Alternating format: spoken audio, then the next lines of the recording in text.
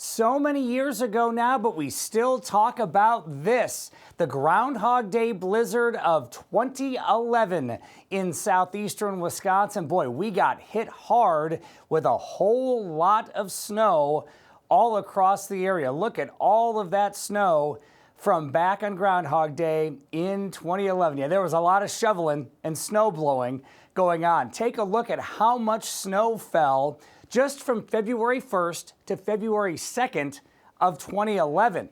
20 to 24 inches of snow in parts of southeastern Milwaukee County, eastern Racine, and eastern Kenosha counties.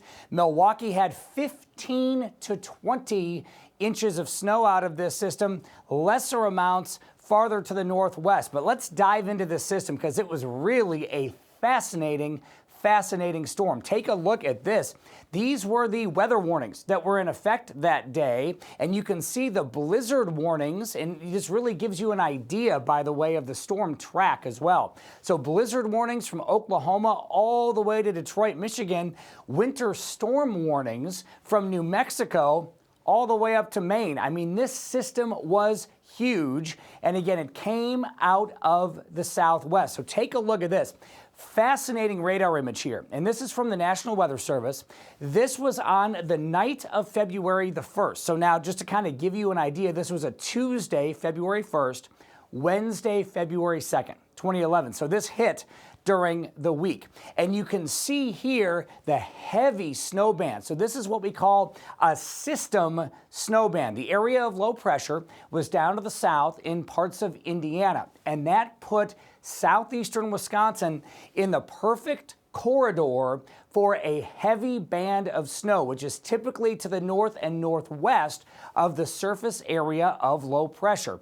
And that's what we had in this case. So again, this was that Tuesday night, and you can see that heavy snow band draped across the area. Now, also of interest is as the system was moving away, the northeasterly winds brought in lake moisture, what we call a fetch, or the winds coming in across the lake, picking up that lake moisture, caused lake effect snow after the system started moving away. So this is a radar image from February the 2nd, and look at this. You can see right over Milwaukee, that lake effect snow here, and what this is not only showing, it's showing the snow, but it is also showing the wind direction here, and also showing some convergence of the winds.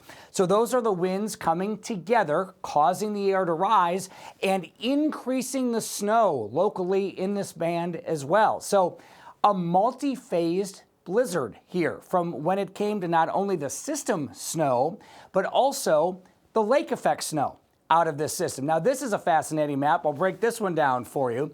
This is a surface map where you have warm fronts, cold fronts, areas of low pressure on here as well. So here you can see the area of low pressure in Indiana. Now, the white lines here are isobars, or lines of equal barometric pressure.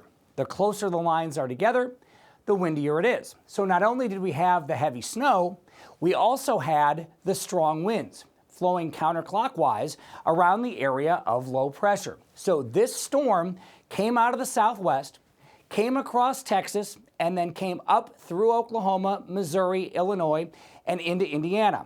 That put us in the perfect zone for the heavier snows and the strong winds. So that's why we had the blizzard conditions, because we had the wind in association with that heavy snow. Plus, you got all the moisture just coming right up from the Gulf. So it really was the perfect storm, so to speak, because it was, well, the only storm in the area. So we didn't have a southern storm to kind of cap the moisture down to the south or cut the moisture off down to the south. The moisture was able to make it all the way up here into the upper Midwest. So let's talk more specifically about this here.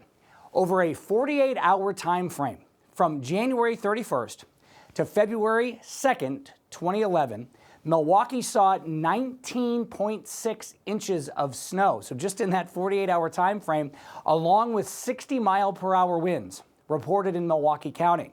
The heaviest fell Tuesday night. That was that system snow that we showed.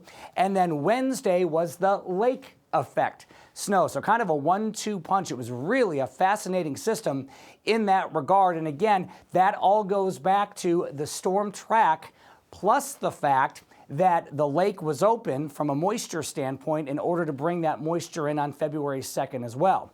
And I should define what a blizzard is here. A blizzard is when you have snow with wind gusts of 35 miles per hour or greater and visibility of 1/4 of a mile or less for a total of 3 hours or more. So technically, that is the definition of a blizzard.